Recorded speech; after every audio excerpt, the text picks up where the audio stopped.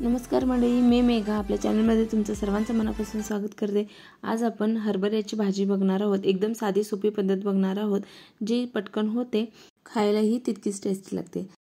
मी इथं 3 चमचे तेल घेतलेलं आहे।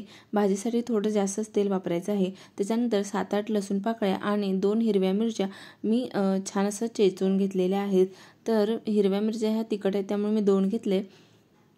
त्यानंतर हे छान असं भाजलं की मग आता आपण याच्यामध्ये आपण घेतलेली हरभऱ्याची भाजी टाकायची आहे। तर मी इथं जिरं मोहरी किंवा काहीच वापरत नाहीये, अशीच साधी भाजी ही छान लागते। त्याच्यामुळे मी फक्त लसूण आणि मिरचीचा वापर केला आहे। तर हे व्यवस्थित आपण भाजी मिक्स करून घ्यायची आहे। फक्त पहिला तेलावरच परतवायचं आपल्याला याला आणि त्याच्यानंतर आपण पाणी घालणार आहोत। तेलावर परतवली की भाजी टेस्टला छान लागते। त्या भाजी बघा व्यवस्थित मिक्स करून झालेली आहे। त्याच्यानंतर थोडंसं पाणी आपण शिंपडायचं आहे आणि भाजी व्यवस्थित मिक्स करून घ्यायची आहे। आणि अशाच पद्धतीने आपल्याला ह्याला तेलामध्येच थोडंसं 1-2 मिनिटभर भाजी शिजू द्यायची आहे। तर हलकंसं 2-3 वेळा थोडंसं पाणी मारायचं आणि भाजी शिजू द्यायची आहे। 2 मिनिटं भाजी थोडं पाणी टाकून परतवून घ्यायची। त्याच्यानंतर आपण इथं थोडंसं एक अर्धा ग्लास पाणी याच्यामध्ये ॲड करण्याचा कूट एक अर्धी वाटी होईल इतका ॲड करायचा आहे।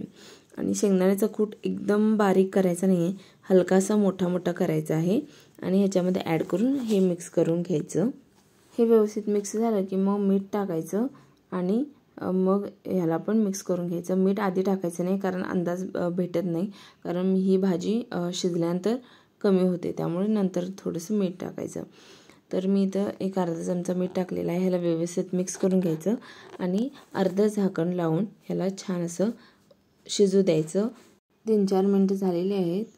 तर इथं बघू शकता भाजी आपली शिजत आलेली आहे, पण थोडंसं पाणी याच्यामध्ये आहे शिल्लक, त्यामुळे ते पाणी आपल्याला आटवून घ्यायचं। एकदम मी मिक्स करून घेते आणि त्याच्यानंतर परत 1 मिनिटभर याला आटवायला ठेवूयात। तर 1 मिनिटाने तुम्ही तर बघू शकता भाजीमधलं आपलं पाणी आटलेलं आहे। भाजी कोरडी झालेली आहे आपली।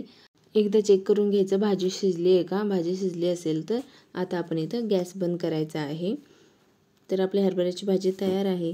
तर मी सकाळी डब्यासाठी भाजी बनवली होती, तर टिफिन भरून भाजी चपाती लोणचं आणि सोबतच मी थोडेसे इथं फरसाणे दिले आहेत टिफिनसाठी। तर नक्की ट्राय करून बघा रेसिपी, आणि रेसिपी आवडली असेल तर लाईक करा।